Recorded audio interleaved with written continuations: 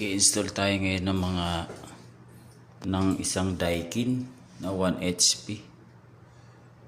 So ang pinalitan ko nito is Hisense na inverter din. So kasi kailangan na namin magpalit dahil may mga bagong unit na ulit. So new unit na lang ginawa ko, hindi ko na na-repair yung isa. As is pa rin naman ang mga copper dito. Balutin ko na lang ng isolation to na maayos.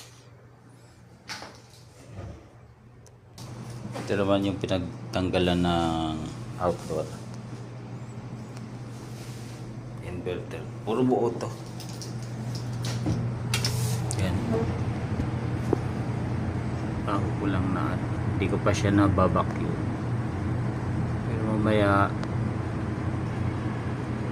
babacuumin ko siya or lagyan ko muna pala siya ng nitro para malinis yung kanyang cover. Yun muna sa ngayon.